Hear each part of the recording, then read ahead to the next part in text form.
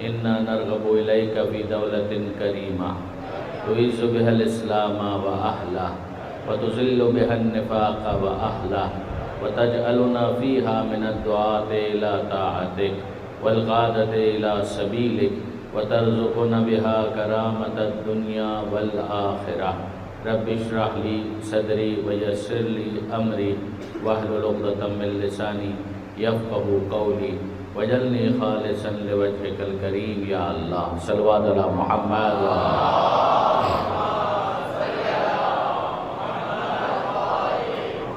اما بعد فقد قال الله سبحانه وتعالى في القرآن الحكيم بسم الله الرحمن الرحيم الله ولي الذين آمنوا يخرجهم من الظلمات إلى النور والذين كفروا أولياؤهم الطاغوت يخرجونهم من النور إلى الظلمات أولئك أصحاب النار هم فيها خالدون صلوات على محمد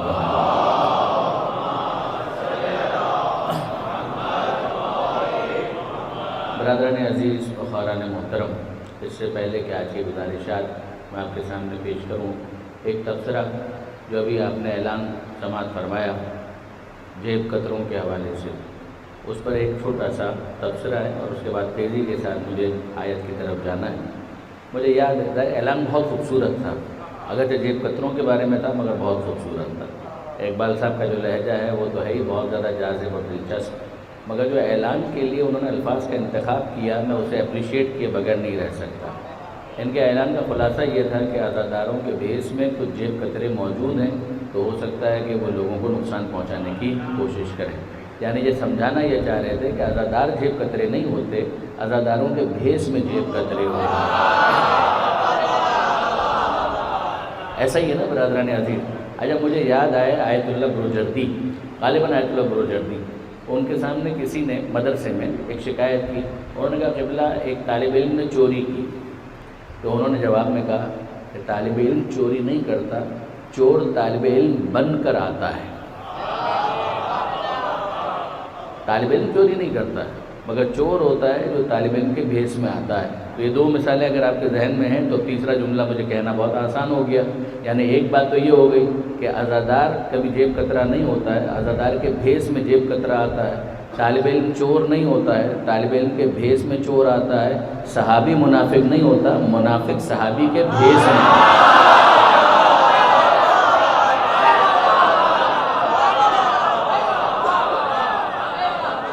درود بھیجے محمد و آل محمد۔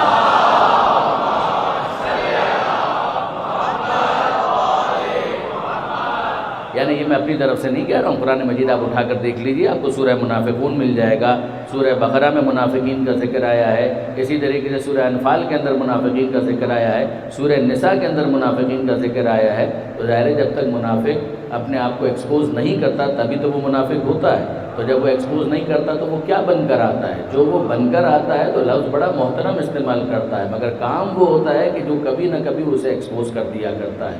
کبھی وہ زہرا کے دروازے پر آ جائے تو پتہ چل جاتا ہے کہ اب تک فقط بھیس تھا، اس کا حقیقت صحابیت سے کوئی تعلق نہیں۔ درود بھیجیے محمد و آل محمد۔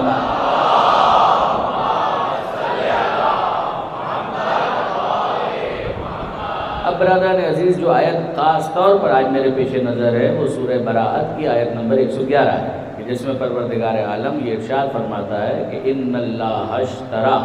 یہ عجیب تعبیرات ہیں جو پروردگار عالم نے استعمال کی ہیں۔ آیات ولایت یہ ہمارا موضوع ہے۔ آیت جو آج میں آپ کے سامنے پیش کرنے جا رہا ہوں یہ سورہ براءت کی آیت نمبر 111۔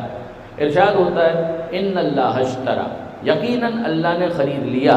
اشترا خرید لیا، یہ تعبیر قرآن مجید میں پروردگار عالم نے بہت استعمال کی۔ دیکھیں منافع کے لیے ایک لفظ ہے رب، رب رے بے ہے۔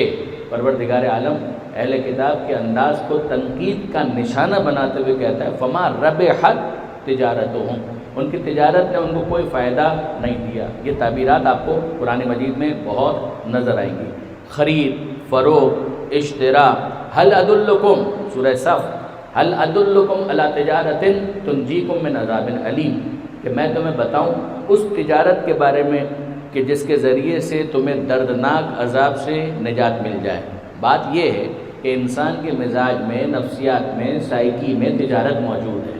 وہ منافع کمانا چاہتا ہے، وہ انویسٹ کرنا چاہتا ہے، خسارے کو ناپسند کرتا ہے، پروفٹ کو پسند کرتا ہے۔ آپ میں سے ہر ایک کا جو نفسیاتی طور پر آپ جائزہ لیں تو یہی معاملہ ہے۔ فطری طور پر انسان منافع کو پسند کرتا ہے، نقصان کو ناپسند کرتا ہے۔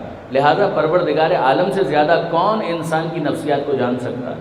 وہ تو خالق ہے، وہ تو مالک ہے۔ لہٰذا اس نے یہ تعبیرات بہت استعمال کی، خرید فروخت، خدا خریدار بن جاتا ہے۔ یہاں پر بھی اسی بات کا اعلان ہے، ان اللہ، یقیناً اللہ، اشترا، اللہ نے خرید لیا، من المؤمنین، صاحبان ایمان سے خرید لیا، انفسہم و اموالہم، ان کی جانوں کو بھی خرید لیا، ان کے مال کو بھی خرید لیا۔ کن سے خرید لیا؟ صاحبان ایمان سے۔ تو جب خدا خرید رہا ہے تو کوئی قیمت بھی ہوگی نا، جس کے عوض پروردگار عالم خریدے گا۔ بِأَنَّ لَهُمُ الْجَنَّةَ، پروردگار اعلان کرتا ہے کہ اللہ نے صاحبان ایمان سے ان کی جان کو، ان کے مال کو جنت کے عوض خرید لیا۔ تو اب جب خرید لیا تو یہاں پر ان کے پاس اب جو یہ مال پڑا ہوا ہے وہ امانت ہے۔ جب ڈیلیوری اٹھائی جائے گی تو اٹھا لی جائے گی۔ یہ جان بھی امانت ہے اور یہ مال بھی امانت ہے۔ اب تو ایک طرح سے گوڈاؤن کے اندر پڑا ہوا ہے، اور یہ خدا کی طرف سے اذن اور اجازت ہے کہ جب تک ہم ڈیلیوری ریسیو نہیں کرتے ہیں اس وقت تک تم اس کو یوز کرو، ورنہ یہ ہے تو ہمارا۔ ان اللہ اشتری من المؤمنین انفسہم و اموالہم بان لہم الجنہ۔ تو اب پروردگار عالم کی طرف سے مطالبہ کس چیز کا ہے کہ بھئی جب جان ہماری ہو گئی، جب مال ہمارا ہو گیا، تو اب ہم تم سے اس بات کا تقاضا کرتے ہیں کہ یقاتلون فی سبیل اللہ، کہ جب میدان میں جانے کا موقع آئے تو اس جان کے دینے میں بخل سے کام مت لینا۔ یقاتلون فی سبیل اللہ ویقتلون ویقتلون، تو ان مومنین کی شان یہ ہوتی ہے کہ یہ قتل کرتے بھی ہیں، قتل ہو بھی جاتے ہیں۔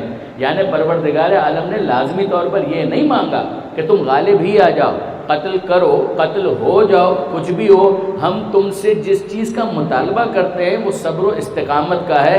بس ایک بات کا خیال رکھنا، بھگوڑے مت بننا،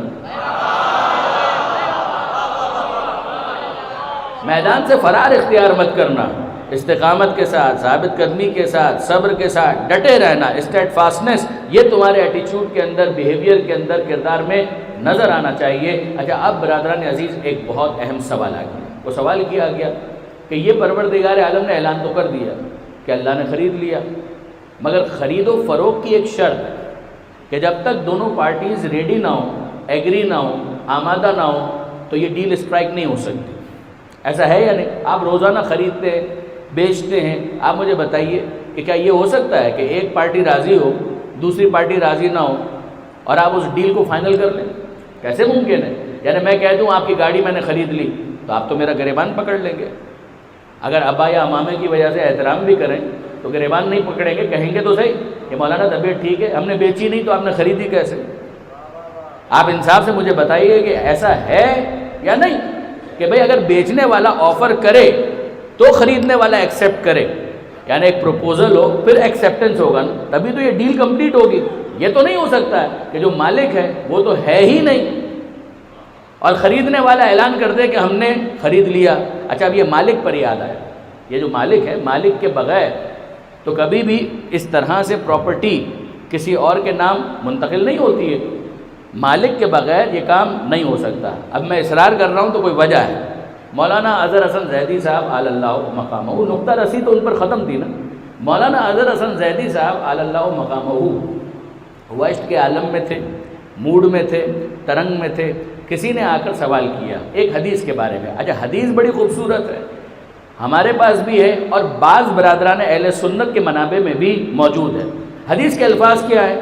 واقعاً حدیث بہت شیریں، بہت جاذب، بہت دلچسپ۔ حدیث کے الفاظ یہ ہے کہ پیغمبر اکرم کے اس وسیع نے پورے اعتماد کے ساتھ یہ ارشاد فرمایا کہ یاد رکھو، میں یمت یرانی، جو مرتا ہے علی کو دیکھتا ہے۔ مرتے وقت اسے علی کی زیارت نصیب ہوتی ہے۔ اگر مومن ہے تو خوش ہو جاتا ہے، اگر منافق ہے تو اس کا وہی حال ہوتا ہے جو ذکر علی سن کر ہوتا ہے۔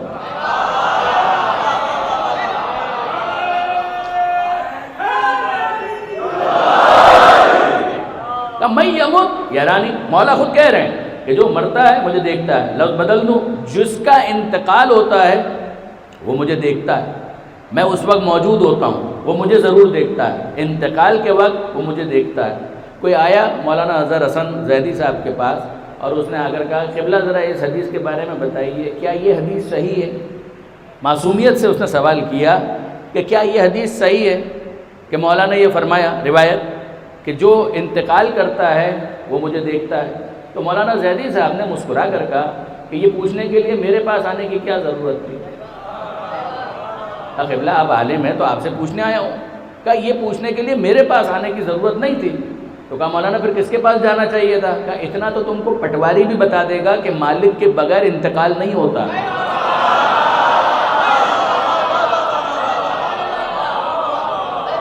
درود بھیجئے محمد و آل محمد پر.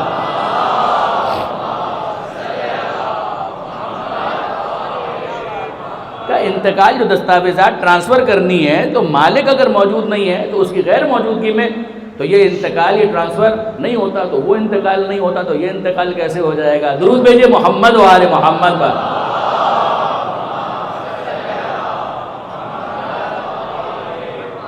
تو سوال جو میں نے آپ کے سامنے رکھا، ان اللہ اشترا، کہ اللہ نے اعلان کر دیا.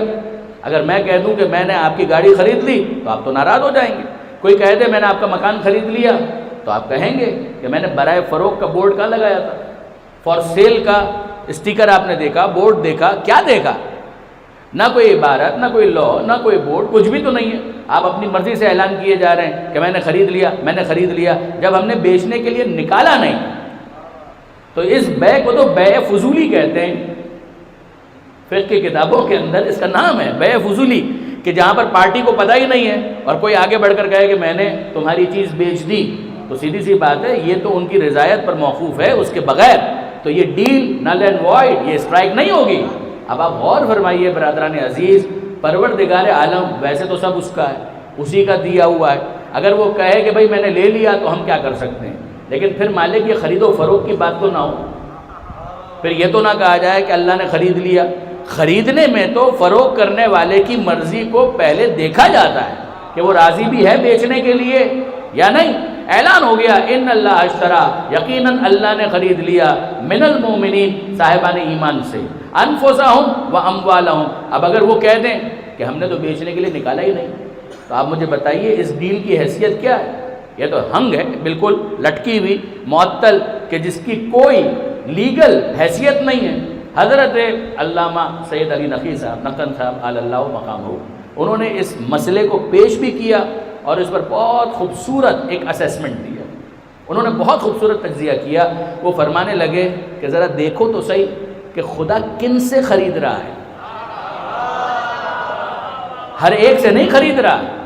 پروردگار عالم نے یہ نہیں کہا کہ میں تمام انسانوں کی جان کا خریدار ہوں. خدا نے یہ نہیں کہا کہ میں تمام انسانوں کے مال کا خریدار ہوں. یہ نہیں کہا پروردگار نے. پروردگار عالم کہہ رہا ہے من المومنین، میں تو صاحبان ایمان کی جان اور مال کا خریدار ہوں. یعنی اس کا مطلب کیا ہوا کہ جب تم نے ایمان کا اعلان کیا تھا، یہ اعلان ایمان نہیں تھا، جان بھی بیچنے کے لیے نکال دی تھی اور اپنے مال پر بھی لکھ دیا تھا برائے فروخت. درود بھیجئے محمد و آل محمد پر.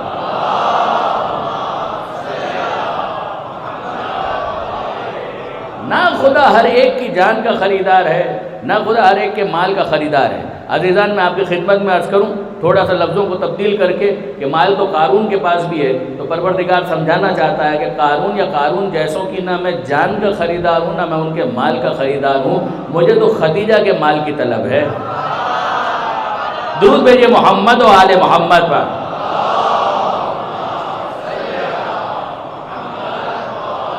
وہ پاک و پاکیزہ مال ہو کہ جہاں پر نہ ریاکاری ہو، نہ کسی قسم کی منافقت ہو، پورا خلوص ہو، پوری طرح سے کمٹمنٹ ہو کہ میں اس کا خریدار ہوں. اب اگلا سوال آ گیا. وہ اگلا سوال کیا ہے کہ یہ جو پروردگار عالم نے، دیکھیے آپ میں سے کتنے ہی افراد کاروبار کرتے ہوں گے، باقاعدہ بزنس سے وابستہ ہوں گے. یہ جو پروردگار نے قیمت لگائی، یہ قیمت حتماً منافع کو بیان کر رہی ہے. پروردگار عالم نے ایک کاروبار کی دعوت دی ہے اور یہ کہا بھائی اپنا مال اور اپنی جان مجھے بیچ دو، میں خریدنے کے لیے تیار ہوں، اور میں تم کو قیمت وہ دے رہا ہوں کہ جو تمہارے لیے ایکسیپٹیبل ہے۔ یعنی یہ جملہ میں نے جو کہا آپ کے سامنے، اس کی تشریح کی ضرورت ہے۔ دیکھیے، آپ نے 500 روپے کے اندر ایک پروڈکٹ بنائی، 500 روپے۔ اب مجھے بتائیے، اگر اس 500 روپے والی پروڈکٹ کو آپ 400 میں بیچ دیں تو کیا اسے کامیاب تاجر کہا جائے گا؟ نہیں کہا جائے گا۔ اب 500 کی چیز ہے، آپ نے 400 میں بیچ دی، اس کا مطلب آپ کو کاروبار کرنا نہیں آتا، 100 کا نقصان کیا آپ نے۔ 500 کی چیز 300 میں بیچ دی تو اور نقصان کیا، 500 کی چیز 100 میں بیچ دی تو 400 روپے کا نقصان کر دیا۔ غور فرمایا آپ نے؟ تو اس کا مطلب یہ ہے کہ اس کو کاروبار کرنا نہیں آتا۔ 500 کی چیز ہے، 500 میں بیچ دی، فائدہ تو ابھی بھی نہیں ہوا، لیکن بریک ایون پر آ گئے کہ جو کاسٹ پرائس تھی وہ تو حاصل ہو گئی۔ اچھا، اب ظاہر ہے کہ کاسٹ پرائس حاصل ہو بھی گئی۔ اب کتنے ہی میرے دوست ہوں گے کہ جنہوں نے اکنامکس کو ایز اے سبجیکٹ پڑھا ہوگا، MBA کیا ہوگا فائنانس کے اندر، تو ایک کانسیپٹ ہے اپارچونٹی کاسٹ کا، وہ تو بہرحال لگی ہوئی ہے کہ اگر بریک ایون پر بھی ہے، 500 کی چیز 500 ہی میں بیچ دی، مگر بہرحال اتنا ٹائم تو گیا، اتنا وقت تو لگا، یہ وقت کہیں اور لگایا جا سکتا تھا، تو ایک اپارچونٹی کاسٹ وہ تو ایسوسیٹیڈ ہے، تو نقصان تو ہوا۔ اب میں آپ سے پوچھتا ہوں کہ یہ 500 کے اوپر 1 روپیہ اگر مل جائے تو پروفٹ شروع ہوا؟ بالکل شروع ہوا۔ تو وہ 500 کی چیز آپ 501 میں بیچ دیجئے، تو آپ کہیں گے نہیں مولانا ایسا تھوڑی ہوتا ہے۔ میں نے کہا اب تو منافع مل رہا ہے۔ کہا نہیں، صرف منافع ہونا کافی نہیں ہے، منافع اتنا تو ہو کہ جس کے بعد ہمارا کاروبار آگے بڑھ سکے۔ تو اس کا مطلب یہ ہے کہ ہر منافع بھی قابل قبول نہیں ہوتا، نقصان تو قابل قبول نہیں ہوتا، مگر ہر منافع بھی قابل قبول نہیں ہوتا۔ 500 ہے تو 600 تو ملے، 650 تو ملے کہ ایک یونٹ کے اوپر اتنا ملے گا، تو پھر اس کے بعد ہمارے اتنے یونٹس ہیں تو ہمیں ٹوٹل اتنا پروفٹ ہو جائے گا۔ دو ہی طریقے ہیں پروفٹ کمانے کے، یا مارجن زیادہ ہو یا ٹرن اوور زیادہ ہو۔ یہ ہم جب MBA کیا کرتے تھے اس زمانے کی یادگار ہے، لیکن یہی ہوتا ہے نا کہ یا آپ کا مارجن زیادہ ہو یا ٹرن اوور زیادہ ہو، یونٹ زیادہ سیل ہو جائیں، تو سیدھی سی بات ہے کہ اس کے نتیجے میں پروفٹ بڑھ جائے گا۔ تو اب پروردگار عالم نے جو آفر کی ہے وہ نقصان کی آفر نہیں ہے، منافع کی آفر ہے، مگر منافع بھی وہ ہے جو قابل قبول ہو، چھوٹا موٹا منافع نہیں ہے۔ پروردگار عالم نے منافع کے طور پر، ڈیل کے طور پر جو سامنے سے چیز آفر کی ہے، بِأَنَّ لَهُمُ الْجَنَّةَ، جنت۔ اب میں آپ سے سوال کرتا ہوں، یہ بتائیے یہ منافع جو جنت کی صورت میں حاصل ہونے والا ہے یقیناً ایکسیپٹیبل ہے، مگر کیا یہ میکسیمم ہے؟ یہ زیادہ سے زیادہ ہے؟ اس سے زیادہ کا کوئی امکان نہیں، یا اس سے زیادہ کا بھی امکان ہے؟ اب سنیے، مولا کائنات امیر المومنین علی ابن ابی طالب علیہ السلام،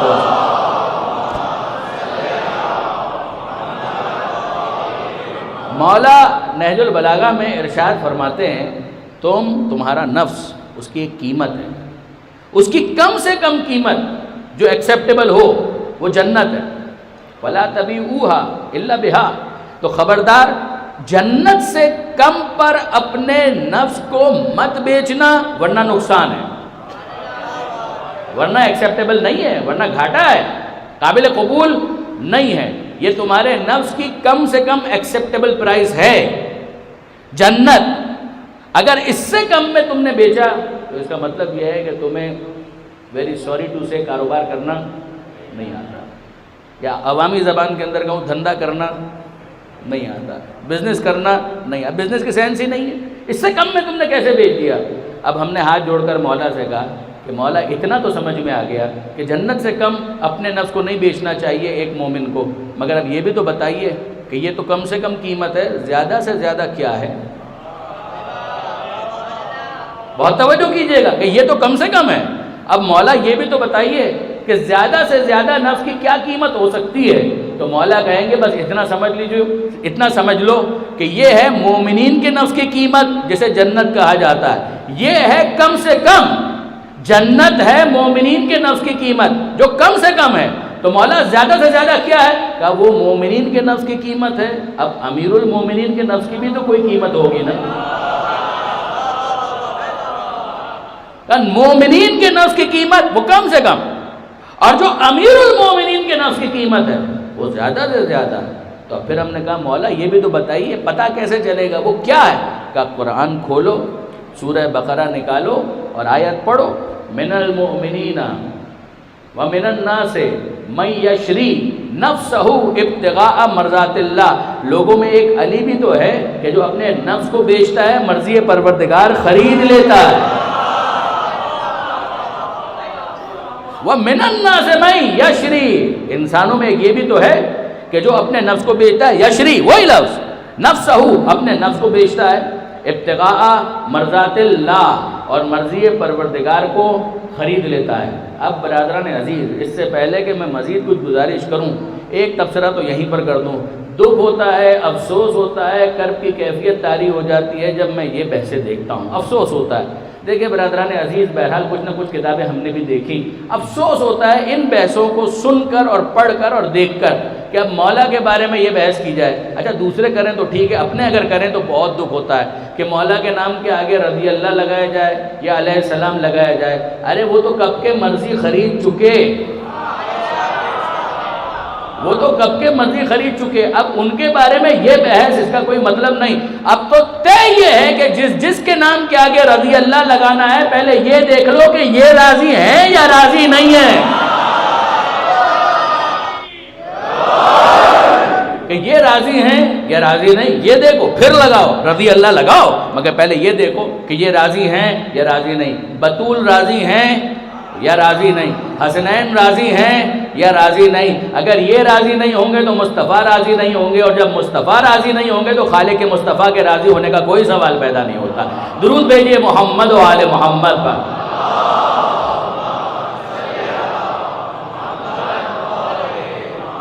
آپ نے غور فرمایا برادران عزیز، یہ آیت کہ جس میں نفس کی زیادہ سے زیادہ قیمت جو معین کی گئی اور بیان کی گئی، اس کا بیک گراؤنڈ آپ کے ذہن میں ہے. پیغمبر اکرم 53 برس کے ہیں، مکی زندگی کا اختتام ہو رہا ہے، ہجرت کا وقت آ چکا ہے، گھر میں تمام تر انتظامات کیے جا رہے ہیں، مشرکین گھر کو گھیرے ہوئے ہیں، ننگی تلواریں کھچی ہوئی ہیں. 53 برس کا سن ہے پیغمبر اکرم کا، 19 برس کا سن ہے مولا کائنات کا. آپ انصافاً دیکھیے، دنیاوی اعتبار سے دیکھیے، مولا تو مولا ہے مگر دنیاوی اعتبار سے دیکھیں انصافاً عین شباب کا عالم، جوانی اور بھرپور جوانی، اور مولا کائنات اس موقع پر پیغمبر اکرم کی پکار پر لبیک کہتے ہیں. پیغمبر اکرم کہہ رہے ہیں اے علی خطرہ ہے، بہت خطرہ ہے، حالات خراب ہیں، گھر خطرے میں ہے، گھر کا مالک خطرے میں ہے، گھر کے مکین خطرے میں، جو یہاں پر ہوگا وہ خطرے میں ہوگا، یہ سب میرے خون کے پیاسے. تو پھر پیغمبر اکرم کہتے ہیں اے علی میں چاہتا ہوں کہ تم میرے گھر میں رہو. مولا کائنات فرماتے ہیں بصر و چشم. پیغمبر کہتے ہیں صرف گھر میں نہیں، میرے بستر پر سو جاؤ، یہاں پر زیادہ خطرہ ہے. اور مولا کائنات کہتے ہیں بصر و چشم. اے اللہ کے رسول میں سونے کے لیے تیار، میں یہاں رہنے کے لیے تیار، مجھے تو صرف ایک بات کا جواب دیجیے. کہا پوچھو. کہ اللہ کے رسول مجھے صرف اتنا بتا دیجیے میرے یہاں پر سو جانے سے آپ کی جان بچ جائے گی یا نہیں. مولا یہ نہیں پوچھ رہے اللہ کے رسول میرا کیا بنے گا، نہیں میں تو فدیہ ہوں، میں خود کو قربان کرنے کے لیے آمادہ اور تیار ہوں. اے اللہ کے رسول میں اپنے آپ کو آپ پر فدا کرنا چاہتا ہوں، مگر مجھے اتنا بتا دیجیے میرے یہاں پر سو جانے سے آپ کی جان بچے گی یا نہیں. اور پیغمبر اکرم نے اطمینان دلایا اے علی بے شک تمہارے یہاں سو جانے سے میری جان بچ جائے گی. اور مولا کہتے ہیں کہ پھر مجھے کسی چیز کی کوئی پرواہ نہیں ہے. اب مولا کے جملے کا تجزیہ کیجیے. مولا نے یہ سمجھایا کہ جان رسول کی بچے گی یہاں پر سونے سے. لفظوں کو تبدیل کریں، مولا تاریخ لکھنے والوں کو، سیرت مرتب کرنے والوں کو، تمام قضیہ نگاروں کو، مصنفین کو، مؤلفین کو دعوت غور و فکر دے رہے ہیں کہ میں نے سوال بھی پوچھ لیا، تم نے سن بھی لیا کہ پیغمبر اکرم نے کہا کہ میرے یہاں پر سو جانے سے ان کی جان بچے گی. تو اب یاد رکھنا یہاں پر سونے سے ان کی جان بچے گی، ساتھ جانے سے جان نہیں بچے گی. درود بھیجیے محمد و آل محمد پر.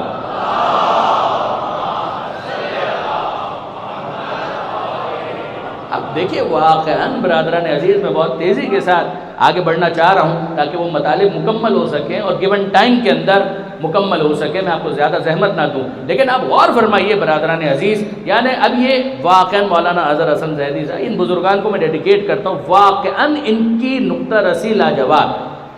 مولانا اظہر حسن زیدی صاحب نے ایک سوال اٹھایا، انہوں نے فرمایا کہ بھائی ضرورت کیا تھی کسی کو ساتھ لے جانے کی؟ میں بہت محتاط الفاظ استعمال کر رہا ہوں، میں کسی کو ہرٹ بھی نہیں کرنا چاہ رہا، لیکن ایک سوال کہ ضرورت کیا تھی کسی کو بھی ساتھ لے جانے کی، اور ضرورت کیا تھی مولا کو پیچھے اپنے مکان میں چھوڑے جانے کی؟ دیکھیے بعض ازواج رسول رضی اللہ تعالی عنہا، بعض ان کی ایک رپورٹ ہے، پیغمبر اکرم کیا کہنا حضور کے چہرے کے نور کا، جو ساطع ہونے والا نور نبی ہے چہرہ اقدس سے، کہ اس کی کیا کیفیت تھی؟ آپ سیرت کی کتابیں کھولیے، آپ کو بعض ازواج کی یہ رپورٹ ملے گی، یہ جملے ملیں گے کہ اگر ہماری سوئی، اگر ہماری نڈل سوئی دن میں حجرے میں گم ہو جاتی، کمرے میں گھر میں دن میں گم ہو جاتی، سوئی کتنی باریک ہوگی؟ کہ وہ باریک سی سوئی اگر دن میں ہمارے کمرے میں حجرے میں گم ہو جاتی، رات کو پیغمبر آتے تو چہرے سے نور اتنا ساطع ہوتا کہ ہم اس نور کی مدد سے اس گم شدہ سوئی کو ڈھونڈ لیا کرتے تھے۔ دیکھیں کمال ہے واقعاً، یعنی پیغمبر اکرم اول ما خلق اللہ نوری، اللہ نے سب سے پہلے میرا نور خلق کیا، تو کیا شک ہے پیغمبر اکرم کے چہرے سے ساطع ہونے والا نور ایسا ہی ہونا چاہیے، یعنی بڑے بڑے واٹس کے بلب مقابلہ نہیں کر سکتے، پیغمبر اکرم کے چہرے سے ظاہر ہونے والے نور کا مقابلہ نہیں کر سکتے۔ اندھیرا ختم، تاریکی ختم، ظلمت کا خاتمہ، جہاں پیغمبر آ جائیں وہاں پر روشنی ہی روشنی۔ اب میں آپ سے پوچھنا چاہتا ہوں کہ پیغمبر اکرم کرنا کیا چاہتے ہیں؟ حضور کرنا یہ چاہتے ہیں کہ جو کفار اور مشرکین ہیں ان کو یہ تاثر ملے کہ پیغمبر تو چلے گئے، مگر تاثر یہ ملے کہ پیغمبر ابھی بھی اپنے مکان میں موجود ہیں۔ مگر یہ تاثر کیسے ملے گا؟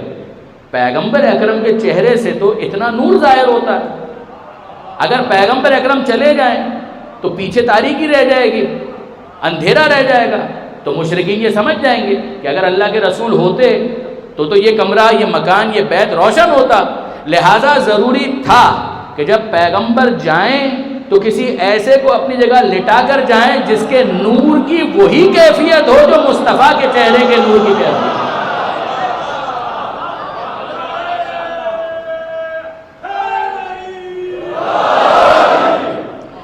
کسی ایسے کو اپنے بستر پر سلا کر جائیں کہ جس کے چہرے سے ظاہر ہونے والا نور ویسا ہی ہو کہ جیسا پیغمبر اکرم کے چہرے کا نور ہے۔ نفس رسول سے زیادہ کون رسول کی اس صفت میں مماثلت رکھتا ہوگا، ریزمبلنس رکھتا ہوگا؟ لہذا پیغمبر اکرم ان کو تو وہاں پر حکم دے رہے ہیں، اے علی تم یہاں پر سو جاؤ۔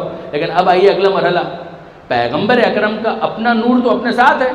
اب اگر پیغمبر اکرم جائیں گے، بہت توجہ رکھیے گا، اگر آپ پیغمبر اکرم جائیں گے تو جہاں جائیں گے، جن راستوں سے جائیں گے، وہاں پر یہ نور ہوگا، تو کفار اور مشرکین تو اب بھی پہچان جائیں گے کہ وہاں پر تو کوئی انتظام کیا ہے، مگر جا تو یہ رہے اندھیرے میں، رات کا وقت پیغمبر اکرم جا رہے ہیں، چہرے سے نور ظاہر ہو رہا ہے، یعنی آپ یوں سمجھیے کہ ایک گھپ اندھیرا ہے اور کسی کے ہاتھ میں لالٹین ہے، تو جتنے افراد دائیں بائیں کونے خدروں میں موجود ہیں وہ اس لالٹین کی روشنی میں بھی پہچان لیں گے کہ یہ جا رہے ہیں، اب یہاں پہنچے، اب یہاں پہنچے، اب یہاں پہنچے۔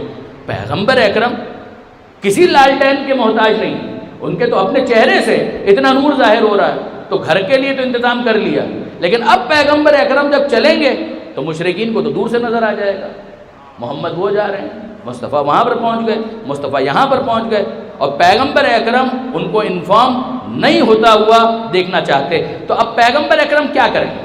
ظاہر ہے جب نور اتنا زیادہ ہے تو اس کو پیسیفائی کرنے کے لیے، نیوٹرلائز کرنے کے لیے کوئی ایسا مرقع تاریکی کا اور اندھیرے کا اور ظلمت کا چاہیے کہ ساتھ ساتھ چلے اور پیغمبر اکرم کا نور چھپتا چلا جائے۔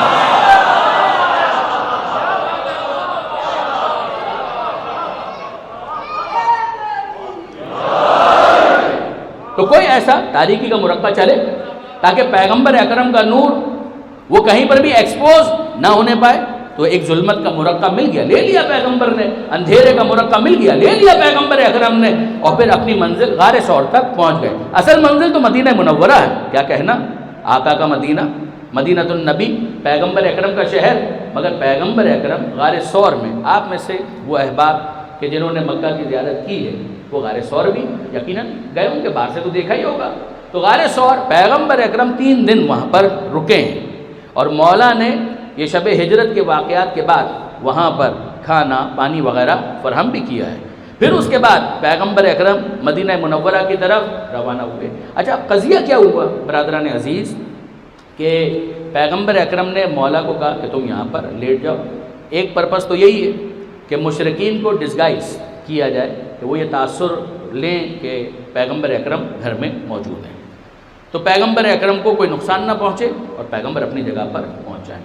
دوسرا پرپس کیا ہے پیغمبر اکرم کا، جو خود حضور نے بیان فرمایا. دوسرا پرپس حضور نے یہ بیان فرمایا کہ اے علی، مشرکوں کی امانتیں میرے پاس موجود ہیں، تو یہ امانتیں کل تم دن میں مشرکوں کو واپس کر دینا، اور پھر اس کے بعد میرے گھر کے دوسرے افراد کو لے کر میری طرف آنے کی کوشش کرنا. تو اب آپ ذرا غور فرمائیے، یہ امانتیں کس کی ہیں؟ مشرکوں کی. یہ ہے کردار مصطفیٰ، یہ ہے کردار مصطفیٰ. یعنی وہ مشرک، جملہ سنیے گا، وہ مشرک جن کے درمیان حضور کی جان محفوظ نہیں ہے، انہی مشرکوں کی امانتیں اسی رسول کے پاس محفوظ ہیں.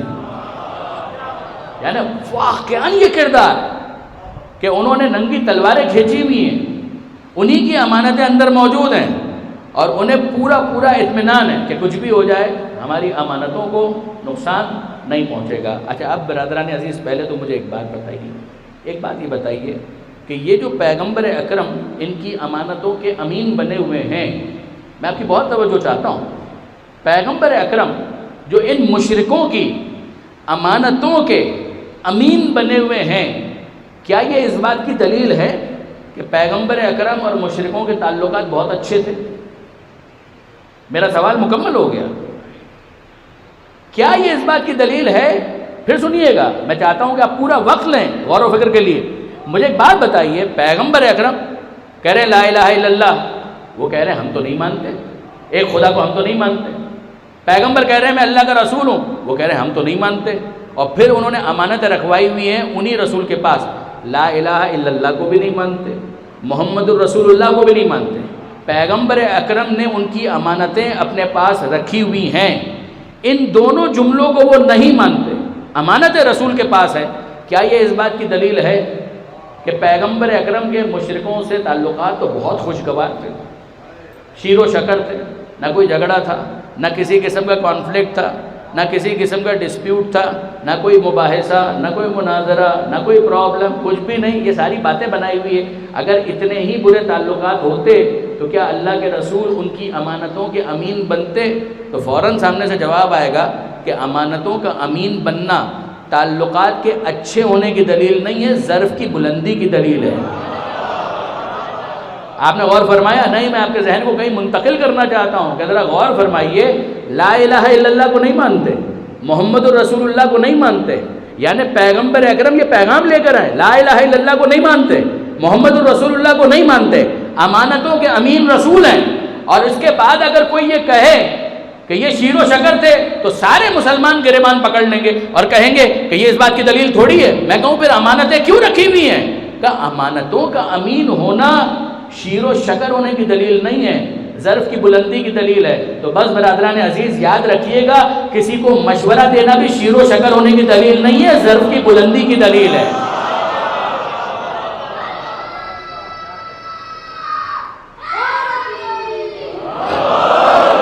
یہ ظرف کی بلندی کی دلیل ہے کہ مشورہ اگر مانگیں، مشورہ بھی ایک طرح کی امانت ہوتا ہے. تو یاد رکھیے گا، اگر لا الہ الا اللہ کو نہ مانے، محمد الرسول اللہ کو نہ مانے، تو یہ شیر و شکر ہونے کی دلیل نہیں ہے. بالکل اسی طریقے سے اگر کوئی علی ولی اللہ کو نہ مانے تو یہ بھی شیر و شکر ہونے کی دلیل نہیں ہے. ظرف کی بلندی اور ہے، شیر و شکر ہونا اور ہے. درود بھیجیے محمد و آل محمد پر.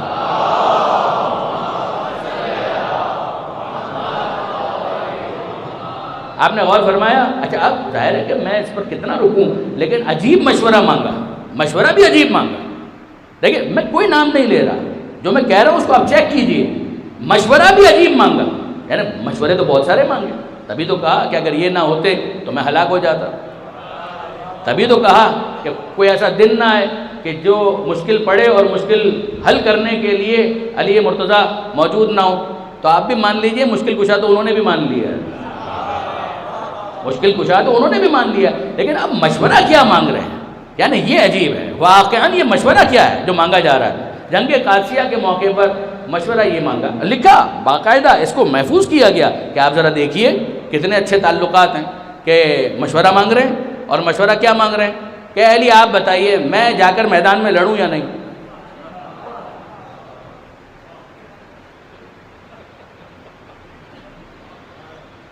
یعنی آپ ذرا غور فرمائیے کہ مشورہ یہ مانگا جا رہا ہے کہ علی آپ کا کیا مشورہ ہے، میں میدان میں جاؤں یا جو فوج گئی ہے بس وہی کافی ہے، میرے جانے کی ضرورت نہیں ہے. اور پھر وہ کہتے ہیں کہ جناب آپ دیکھیے پھر مولا نے اس موقع پر مشورہ بھی دیا کہ نہیں آپ زحمت نہ کریں، آپ یہیں پر رہیں. تو عزیزان دوسرے لفظوں میں مولا نے کیا کہا کہ آپ کا ٹریک ریکارڈ مجھ سے زیادہ کون جانتا ہے؟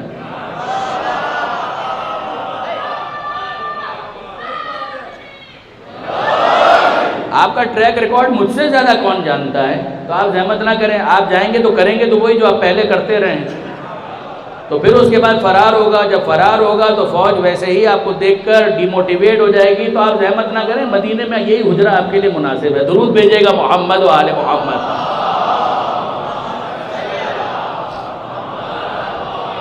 اور اب آئیے اسی شب ہجرت کے تعلق سے اور امانتوں کے حوالے سے ایک جملہ تو حضرت علامہ رشید ترابی صاحب کا کہ انہوں نے ایک نقطہ ریز کیا.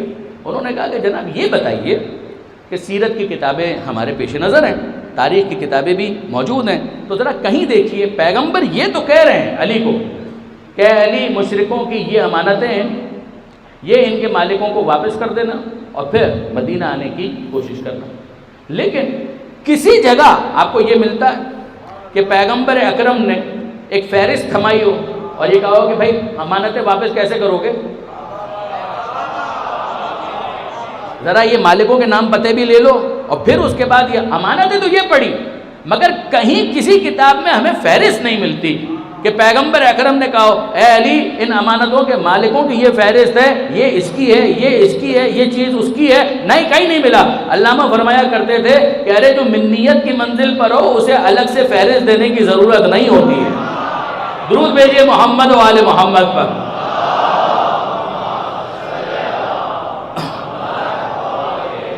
جب وہ منیت کی منزل پر ہے تو میں اور میں تو پھر اس کے بعد جس طرح سے یہ مالکوں سے واقف ہیں وہ بھی ان کے اونر سے واقفیت رکھتے ہیں. اور اب آئیے ایک اور بات جو واقعاً بہت ہے کہ دیکھیں ایک شب ہجرت کتنے مسائل کو حل کرتی ہے، یہ ایک آیت کتنے مسائل کو حل کرتی ہے. ہوا یہ کہ پیغمبر اکرم مشرکوں کی امانت اپنے پاس رکھے ہوئے ہیں اور مدینہ منورہ جانے سے پہلے علی کو کہہ رہے ہیں اے علی یہ امانتیں مالکوں کو دے دینا اور پھر اس کے بعد میرے پاس آ جانا. علامہ سید علی نقی صاحب یہ لمحہ فکریہ ہے کہ یہ رسول، اس کو کافر مشرک امین کہتے تھے، صادق کہتے تھے. یہ کتنا امین ہے، یہ مشرکوں کی امانتوں کے بارے میں کتنا حساس ہے، یہ کتنا سینسٹیو ہے. کن کی امانتوں کے بارے میں؟ مشرکوں کی امانتوں کے بارے میں. توجہ سے سنیے گا، یہ مشرکوں کی امانتوں کے بارے میں اتنا حساس ہے یہ رسول کہ جب تک مشرکوں کی امانتیں محفوظ ہاتھوں میں منتقل نہ کر دے مکہ نہیں چھوڑتا. بہت توجہ کیجیے گا برادران عزیز، یہ جملہ واقعاً بہت قیمتی، حضرت علامہ کا ہے، بہت قیمتی جملہ ہے. کیا کہا کہ یہ اتنے حساس ہیں مشرکوں کی امانتوں کے بارے میں. امانتیں کس کی؟ عام انسان کی نہیں، مسلمان کی نہیں، مومن کی نہیں، مشرک کی. مشرکوں کی امانتوں کے بارے میں یہ رسول اتنا حساس ہے کہ جب تک مشرکوں کی امانتیں محفوظ ہاتھوں میں منتقل نہ کر دے وہ مکہ نہیں چھوڑتا۔ ارے جو مشرکوں کی امانتوں کو محفوظ ہاتھوں تک دیے بغیر مکہ نہیں چھوڑتا، وہ خدا کی امانتیں محفوظ ہاتھوں میں دیے بغیر دنیا کیسے چھوڑ سکتا ہے؟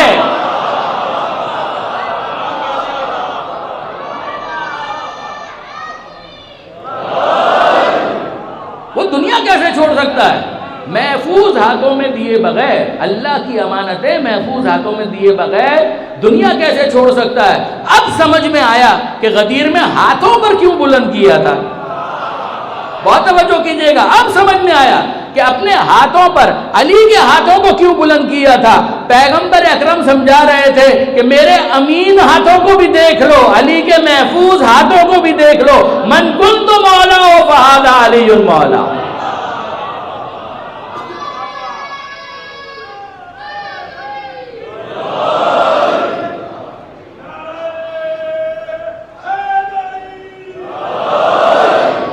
تو آپ نے اندازہ کیا، اللہ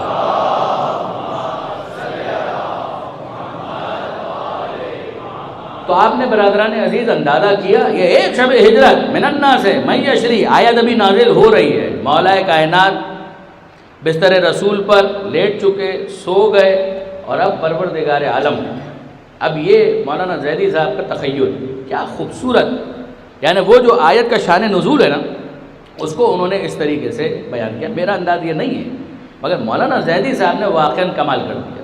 مولانا اظہر حسن زیدی صاحب فرماتے ہیں کہ ہوا یہ، آیت نازل ہو رہی، خرید و فروخت کا ذکر ہے، نفس خریدا جا رہا ہے، یہی ہے نا۔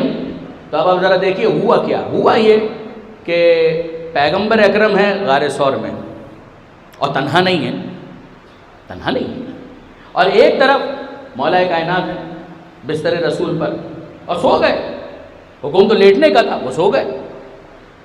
پروردگار عالم کو مولا کا سونا بہت پسند آیا، اب یہ پروڈکٹ ہے، مولا کا سونا بہت پسند آیا، اور یہ جو زیدی صاحب زو معنی الفاظ استعمال کرتے ہیں ذرا سنیے، کا سونا بہت پسند آیا خدا کو، تو پروردگار عالم نے اپنے حبیب کو آواز دی کہ اے حبیب، یہ جو تیرے بستر پر سو رہا ہے نا، اس کا سونا ہمیں بہت پسند آیا، یہ جو سونا ہے یہ ہمیں بہت اچھا لگا، خالص سونا،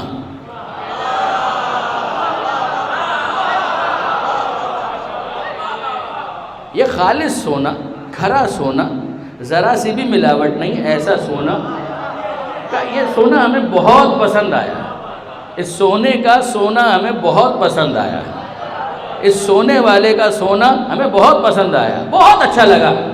تو پیغمبر اکرم نے کہا کہ مالک پھر کیا حکم ہے، کوئی حکم ہے؟ کہا کہ ہاں، ہم یہ سونا خریدنا چاہتے ہیں۔ پروردگار عالم کہہ رہا ہے اے حبیب ہم یہ سونا خریدنا چاہتے ہیں۔ تو پیغمبر اکرم نے کہا کہ مالک میرے لیے کیا حکم؟ کہا کہ اے حبیب ظاہر ہے کہ وہ آپ سے بہت قریب ہیں، تو کیا ہی اچھا ہو کہ آپ درمیان میں پڑھ کر ہمارا یہ کاروبار، یہ تجارت، یہ ہماری ڈیل کروا دیں، ہم خریدنا چاہتے ہیں، ہم کچھ دیں گے، ایسا نہیں ہے کہ مفت میں لینا چاہتے ہیں، نہیں ہم کچھ دیں گے۔ تو یہ ذرا سونے والے سے پوچھئے کہ کیا سونا بیچتا ہے، اس سونے والے سے پوچھئے کیا یہ سونا بیچتا ہے؟ تو پیغمبر اکرم نے کہا مالک جیسے تیرا حکم، میں بھی پوچھ کر دیکھتا ہوں۔ تو وہیں غار ثور سے پیغمبر اکرم نے آواز لگائی اے سونے والے، اے سونے والے، سنتا ہے؟ کہا جی حضور فرمائیے۔ کہا ایک کام ہے، کہا فرمائیے۔ میں آپ ہی کے کام سے تو لیٹا ہوا ہوں، کہا نہیں اب ایک اور کام، کہا فرمائیے۔ کیا تو یہ سونا بیچتا ہے؟ پیغمبر اکرم یہ بات کر رہے تھے، کچھ الجھن سی محسوس بھی، کہنے لگے تو خاموش رہے، کام کی بات ہونے دے۔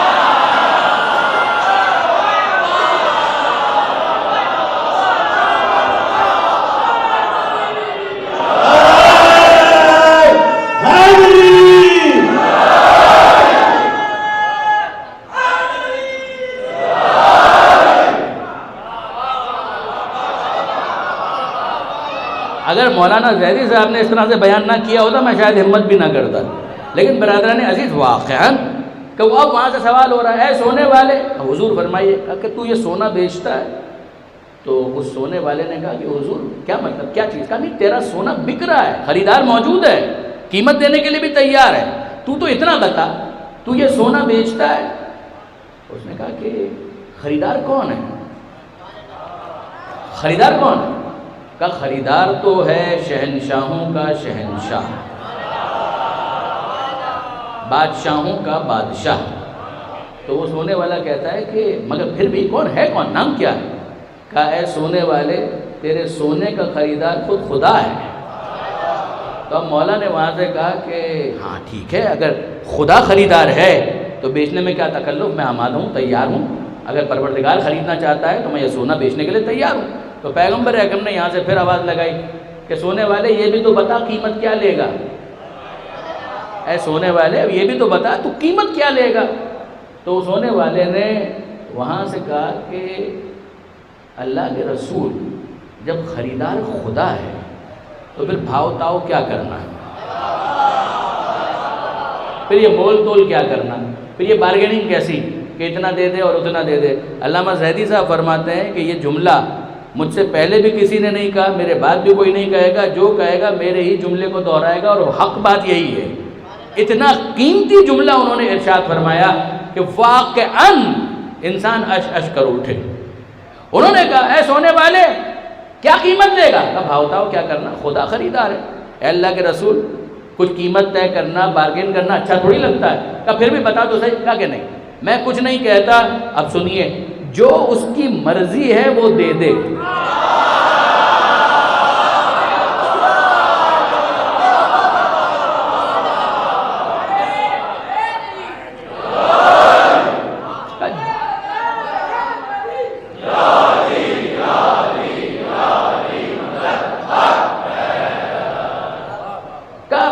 اللہ کے رسول پھر مول تول کیا کرنا، خدا سامنے موجود ہے تو میں کچھ بولتا ہوا اچھا تھوڑی لگوں گا، جو اس کی مرضی ہے وہ دے دے۔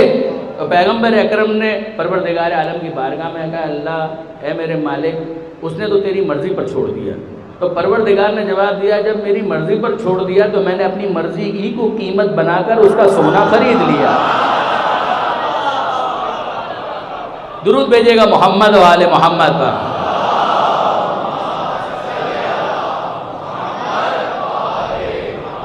اب یہ بات آگے بڑھتی، بار بار میں ذکر کر رہا ہوں، مولانا زیدی صاحب انہوں نے بات کو آگے بڑھایا اور کیا خوبصورت انداز سے آگے بڑھایا۔ مولانا فرماتے ہیں کہ اب مولا نے پیغمبر سے کہا کہ اللہ کے رسول سونا تو خرید لیا، نفس چلا گیا ادھر، مرضی پروردگار آ گئی ادھر، ایگزیکیوشن کب ہوگا؟ کب؟ وہ تو قیامت میں ہوگا، قیامت میں صحیح معنوں میں تو وہاں پر ہوگا، ویسے تو یہاں پر بھی مرضی آ گئی مگر صحیح معنوں میں اس کا ایگزیکیوشن، عملی مظاہرہ تب وہ تو قیامت کے میدان میں ہوگا۔ تو مولا نے کہا کہ اللہ کے رسول پھر بھی کچھ بیانے میں تو ملنا چاہیے، کچھ تو ایڈوانس ہونا چاہیے کہ جس سے پتہ چلے کہ ہاں ڈیل پوری ہو گئی ہے، کچھ تو ثبوت کے طور پر۔ تو اب پروردگار عالم نے کہا کہ ہاں ٹھیک ہے، مرضی تو ظاہر ہے کہ وہ قیامت کے میدان میں صحیح طرح سے ایگزیکیوٹ ہوگی، مگر ہم بیانے کے طور پر، ایڈوانس کے طور پر جنت یہیں دے دیتے ہیں، جنت کا مالک یہیں پر بنا دیتے ہیں۔ تو جنت کا مالک بنا دیا، تو اب مولا ہو گئے مالک جنت۔ تو اب آپ کو سمجھ میں آیا کہ پیغمبر اکرم نے کیوں کہا تھا انت قسیم النار والجنہ، اے علی تو جنت اور جہنم کا تقسیم کرنے والا ہے، تو ظاہر ہے کہ جو مالک ہے اس کی مرضی کے بغیر تو کوئی جنت میں جا نہیں سکتا۔ تو اب عزیزان یہ تو طے ہو گیا کہ بیانے میں، ایڈوانس میں پروردگار عالم نے فور دا ٹائم بینگ کہا کہ جنت تو آپ کو یہیں پر دے دی اور رضایت وہ بھی آپ ہی کی ہے، مگر صحیح معنوں میں ایگزیکیوشن وہ تو قیامت میں ہوگا۔ تو اب مولا ہو گئے مالک جنت، اتنی بات واضح، مولا ہو گئے مالک جنت۔ 1 سال کے بعد شادی ہوئی اور دلہن گھر میں آئی، بڑے گھر کی بیٹی ہے، شہزادی کی بات کر رہا ہوں، بڑے گھر کی بیٹی ہیں، حضور کی لگتے جگر ہیں، شادی ہو گئی، وہ گھر میں تشریف لائیں تو منہ دکھائی میں کچھ تو دینا ہے، منہ دکھائی میں کچھ تو دینا ہے، اور علی جو کچھ تھا وہ رائے خدا میں دے چکے، تو اب دینے کے لیے کچھ نہیں ہے۔ تو یاد آیا کہ اس رات پروردگار نے بیانے میں جنت دی تھی، کہ اس رات پروردگار نے بیانے میں جنت دی تھی، تو اتنا تو ہونا چاہیے کہ منہ دکھائے میں کچھ نہیں تو میں جنت ہی اپنی زوجہ کو عطا کر دوں۔ وہ مالک جنت تھے، منہ دکھائی میں دی تو اب یہ بن گئی خاتون جنت.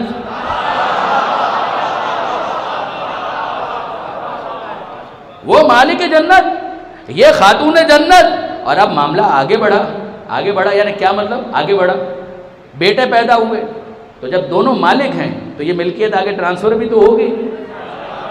اب جب ملکیت آگے ٹرانسفر ہوگی تو دونوں کے مالک ہونے کا اعلان کیا جائے گا. اب جب ملکیت ٹرانسفر ہوئی تو اس ڈیڈ کے اندر ایک جملہ پیغمبر اکرم نے رجسٹری کے اندر لکھ دیا، الحسن والحسین سیدہ شباب اہل الجنہ.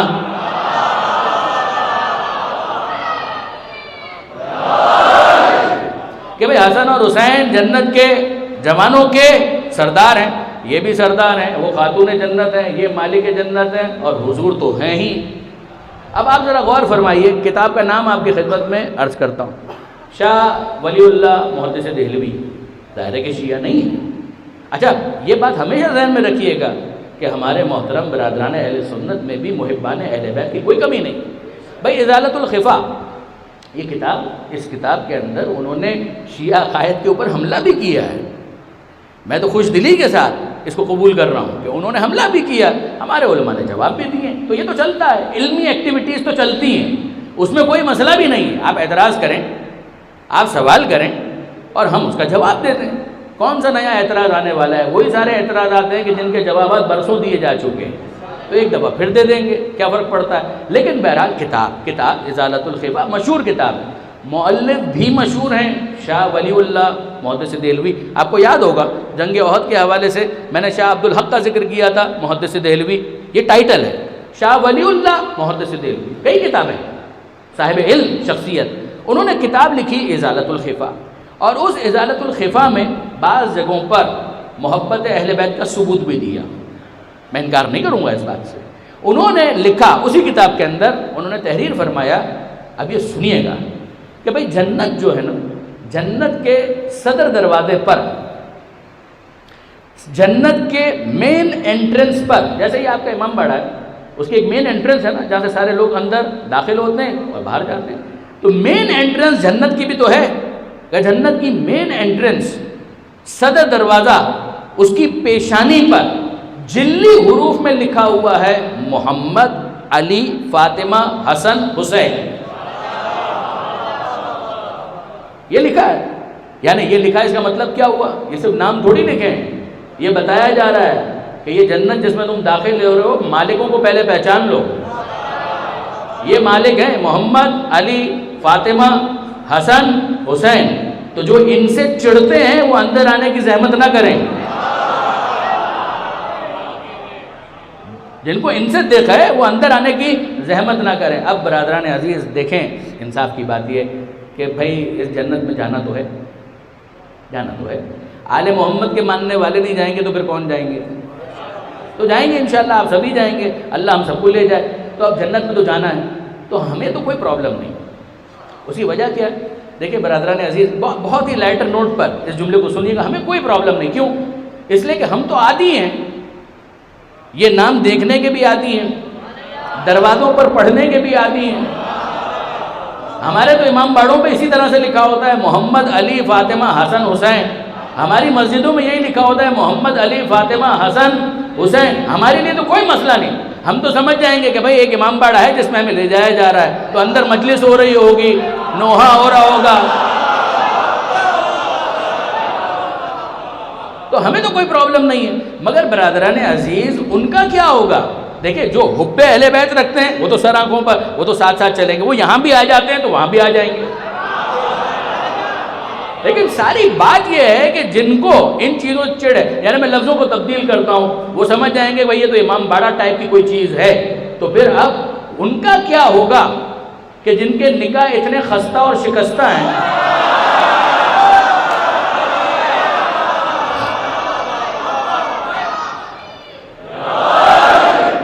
جن کے نکاح اتنے خستہ اور شکستہ ہیں کہ کبھی علم دیکھنے پر ٹوٹ جاتے ہیں، کبھی زلجنہ دیکھنے پر ٹوٹ جاتے ہیں، تو عزیزان ان کو تو بہرحال سوچنا پڑے گا، شاہ ولی اللہ لکھ گئے، اب یہ تو مجبوری ہے، تو وہاں پر جب وہ لکھا ہوا دیکھیں گے تو سمجھیں گے امام پڑھا ہے، تو اندر علم ہوگا، اندر ذوالجناح ہوگا، تو وہ اندر داخل کیسے ہوں گے؟ انہیں تو ڈر لگے گا، دنیا والا نکاح نہیں بچاتا، یہاں پر حوروں سے نکاح کریں گے، بار بار کریں گے، بار بار ٹوٹے گا۔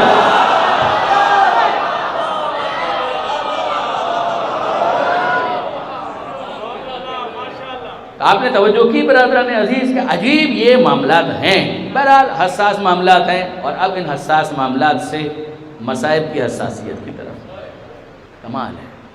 وہ جو جنت کے مالک ہیں انہی کو رلا دیا،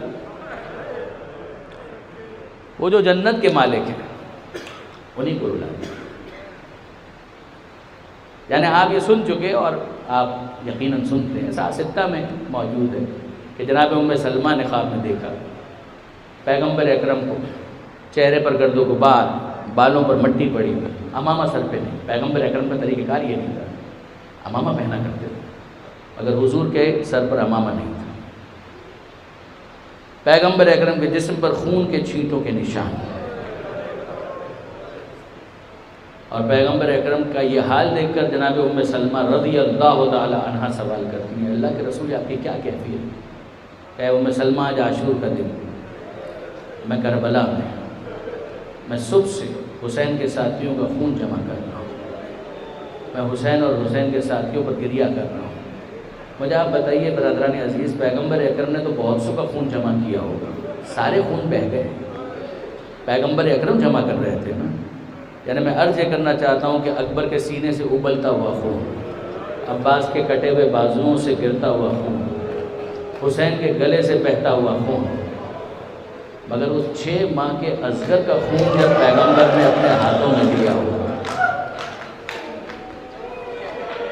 اجرکم علی اللہ، اللہ کے رسول کی کیا کیفیت بھی ہوگی۔ میں پیغمبر اکرم کو پرسہ دیتا ہوں، اے اللہ کے رسول آج ہم آپ کو حسین کے اس ششماہے کا پرسہ دینے کے لیے جمع ہو کہ جس کا خون حسین نے بھی کربلا کی زمین پر گرنے نہیں دیا۔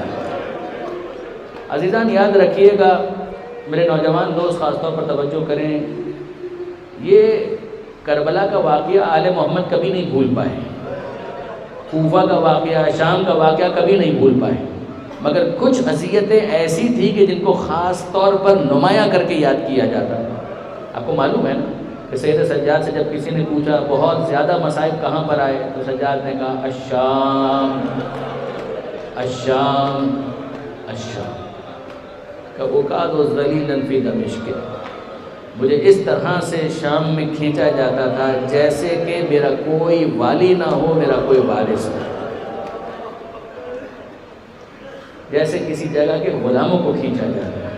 اور کیفیت یہ تھی کہ میری ماؤں اور بہنوں کے سر پر ردا موجود نہیں۔ یہ سید سجاد نے خاص طور پر ہائی لائٹ کیا۔ اسی طریقے سے آپ کو یاد ہوگا امام حسین کی پیاس کو بہت زیادہ یاد کیا ہے سید سجاد نے، قتل ابو عبداللہ الحسین عطشانان، ارے میں کیسے پانی پی لوں، میرے بابا پیاسے ذبح کر دیے۔ قتل ابو عبداللہ الحسین جائعان، ارے میں کیسے کھانا کھا لوں، میرا بابا بھوکا ذبح کر دیا۔ یہ 2 حوالے آپ نے سنے۔ اسی طریقے سے علی اصغر کو سید سجاد نے جتنا یاد کیا ہے، بہت کم آپ کو ایسی مثال ملتی ہے۔ یہ لٹا ہوا قافلہ مدینہ منورہ واپس آ چکا تھا۔ شہر مدینہ میں سید سجاد 35 برس تک خون کے آنسو روتے رہے۔ کوفہ میں مختار کی حکومت ہے اور مختار انتقام لے رہے ہیں، قاتلان امام حسین کو گرفتار کرتے ہیں، ان سے اقبال جرم کرواتے ہیں اور اقبال جرم کروا کے ان کو قتل کرتے ہیں۔ خولی، سنان، کتنے افراد ایسے ہیں کہ جو اس موقع پر گرفتار کیے گئے ہیں۔ اچھا یہ بھی میرے نوجوان دوست یاد رکھیں کہ یہ جتنے قاتل ہیں ان سب نے ابن زیاد کے دربار میں اپنی اپنی رپورٹس جمع کرائی تھیں کہ ہم نے کربلا میں یہ کیا، ہم نے کربلا میں یہ کیا، تاکہ زیادہ سے زیادہ انعام مل سکے۔ یہ سارا ریکارڈ، یہ سارے دفتر، یہ ساری فائلیں مختار کے پاس تھیں اور مختار میچ کرتے تھے۔ وہ کہتے تھے تم اقرار کرو اور جو تم نے خود لکھا ہے نا میں اس کے ساتھ اس کو ٹیلی کروں گا، دیکھوں گا کہ تم کیا کہہ رہے ہو اور لکھا ہوا کیا ہے۔ مقتل کا بہت بڑا ذخیرہ اس اقبال جرم کی مرحوم منت ہے۔ مقتل کا ایک بہت بڑا ذخیرہ اس اقبال جرم کے نتیجے میں ہم تک پہنچا ہے۔ تو اب ایک شخص کوفہ کا رہنے والا، مختار کا زمانہ، پہنچا مدینہ منورہ۔ مدینہ منورہ میں سید سجاد کے پاس حاضر ہوا، سید سجاد سے گفتگو ہوئی۔ سید سجاد پوچھتے ہیں مختار کا کیا حال ہے، کوفے میں کیا ہو رہا ہے؟ وہ شخص کہتا ہے مولا میں کیا بتاؤں، مختار شہدائے کربلا کے قاتلوں کو گرفتار کرتے ہیں، اقبال جرم کرواتے ہیں اور پھر ان کو تہ دیگ کر دیتے ہیں۔ سید سجاد نے کچھ دیر کے لیے اپنا سر جھکا لیا، کچھ سوچتے رہے، چہرہ بلند کیا اور پھر کہتے ہیں ہرملہ پکڑا گیا؟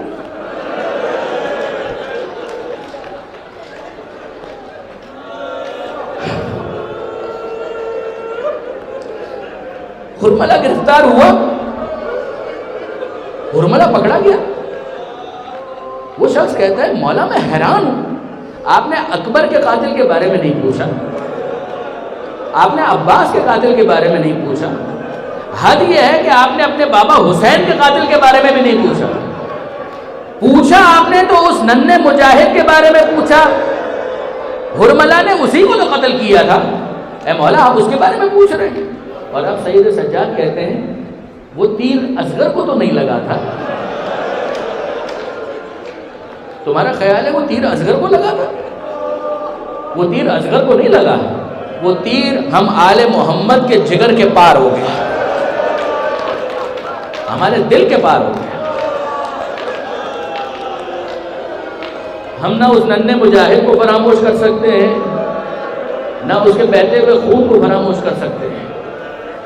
اس شخص نے کہا مولا اب تک ہرملہ تو گرفتار نہیں ہوا، آپ کو تہذیب آل محمد میں بہت کم ملے گا کہ کسی کو بددعا دی جائے، مگر اس موقع پر سید سجاد نے ہرملہ کو بددعا دی کہ وہ گرفتار ہو، وہ قتل کیا جائے، یہ بددعا دی سید سجاد نے۔ اور یہ شخص واپس آ گیا، کوفہ میں داخل ہوا۔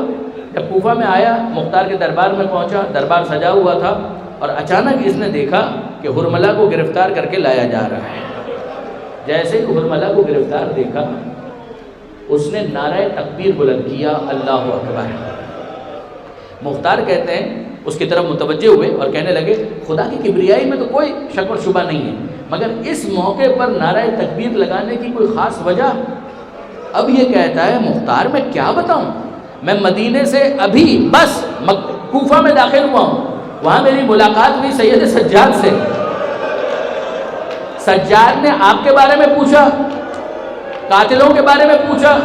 جب میں نے بتایا کہ آپ قاتلوں کو گرفتار کر کے قتل کر رہے ہیں، تو سید سجاد نے صرف اس ہرملہ کے بارے میں پوچھا کہ یہ گرفتار ہوا یا نہیں۔ جب میں نے کہا کہ نہیں گرفتار نہیں ہوا، تو سجاد نے اسی کے بارے میں بددعا کی، اور میں یہاں آیا اور میں نے دیکھا یہ گرفتار ہے، میں اپنے جذبات پر قابو نہ پا سکا۔ مختار اتنے جملے سننے کے بعد گھاڑے مار مار کر رونے لگا، گریا کرنے لگا، آنسو بہانے لگا۔ اور مختار نے ہرملہ کو مخاطب کر کے کہا اے ہرملہ بتا تو نے کربلا میں کیا کیا تھا، بتا کہ تو نے کربلا میں کون سے جرائم کیے۔ ہرملہ نے اپنے ہاتھوں کو جوڑا اور کہنے لگا امیر جو سزا دینی ہے دے دے، اگر مجھے قتل کرنا ہے مجھے قتل کر دے، مگر امیر مجھ سے یہ سوال مت کر کہ میں نے کربلا میں کیا کیا، میں بتانا نہیں چاہتا۔ مختار کہتے ہیں ہرملہ بتانا تو پڑے گا۔ ہرملہ اصرار کرتا ہے امیر مجھ سے مت پوچھ، مجھے قتل کر دے، مگر مجھ سے یہ مت پوچھ کہ میں نے کربلا میں کیا کیا، کہا تجھے بتانا پڑے گا۔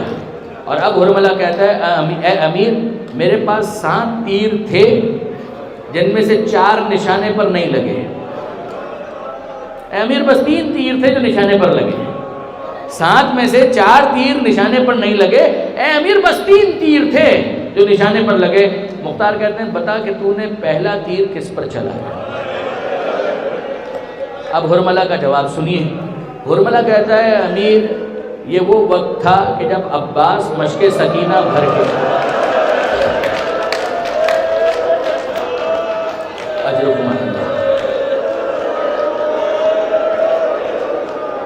عباس مشق سکینہ بھر کے خیمے کی طرف جا رہے تھے، عباس کے بازو قلم ہو چکے تھے، مگر عباس کے حوصلے میں کوئی فرق نہیں آیا۔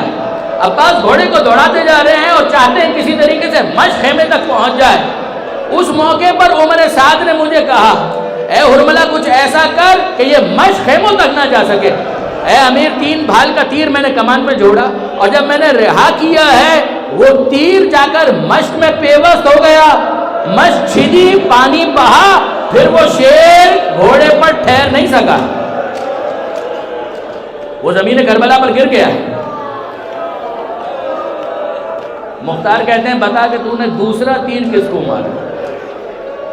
حرملہ نے دوسرا تیر اسکپ کر دیا، وہ تیسرے تیر پر چلا گیا اور کہنے لگا اگلا تیر میں نے اس وقت رہا کیا کہ جب حسین مظلوم ذوالجناح کے اوپر ڈگمگا رہے تھے۔ میرا امام زخمی تھا، سر زخمی، گلا زخمی، تن زخمی، پورا جسم حسین زخمی، مگر اس وقت بھی میرا مولا ذوالجناح کے اوپر ڈگمگا رہا تھا، زمین پر نہیں گرا تھا۔ مجھے اس وقت عمر صاحب نے کہا اے حرملہ کچھ ایسا کر کہ زہرا کا لال زمین کربلا پر گرے۔ اے امیر اس وقت میں نے 3 بھال کا تیر کمان میں جوڑا، اور جب میں نے رہا کیا وہ تیر پیوست ہو گیا حسین کی پیشانی میں۔ اجرکم اللہ، خون کا فوارہ حسین کی پیشانی سے جاری ہوا، اور پھر اس کے بعد زہرا کا لال ذوالجناح کے اوپر ٹھہر نہیں سکا، وہ زمین کربلا پر گرا۔ اور کیسے گرا؟ زمانے کے امام کی فریاد یاد ہے نا کہ میرا سلام ہو اس پر کہ جو جب زین سے زمین پر آیا نہ زین پر تھا نہ زمین پر تھا۔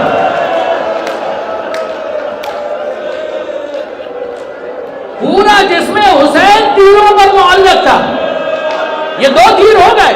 اور اب مختار کہتے ہیں بتا تو نے تیسرا تیر کس کو مارا؟ حرملہ پھر ہاتھوں کو جوڑ لیتا ہے اور کہتے ہیں امیر یہ تیسرے تیر کے بارے میں مجھ سے سوال مت کر، میں نہیں بتانا چاہتا۔ مختار نے اصرار کیا، اور اب حرملہ کہتا ہے امیر یہ وہ وقت تھا جب بچہ باپ کے ہاتھ پر تھا۔ حسین کہہ رہے تھے ارے اس بچے کی ماں کا دودھ تک خشک ہو چکا ہے، اگر تمہاری نظر میں کوئی قصوروار ہے میں ہوں نا، اس بچے نے کیا جرم کیا ہے؟ آگے بڑھ کر چند قطرے پانی پلاؤ۔ اے امیر کسی نے پانی نہیں پلایا۔ مختار کہتے ہیں پھر کیا ہوا کہ حسین نے بچے کو زمین پر رکھ دیا۔ اگر تم سمجھتے ہو بچے کے بہانے میں پانی پی لوں گا، لو یہ بچہ ریگزار کربلا پر تڑپ رہا ہے، مچل رہا ہے، آگے بڑھو پانی پلاؤ۔ اے امیر کسی نے پانی نہیں پلایا۔ حسین نے پھر بچے کو اپنے ہاتھوں پر لیا اور کہا بیٹا تم بھی تو حجت خدا کے فرزند ہو نا، بتاؤ تم کتنے پیاسے ہو۔ اصغر نے اپنا رخ کیا، فوج اشقیاء کی طرح سوکھی زبان سوکھے ہونٹوں پر پھیرنا شروع کی، فوج میں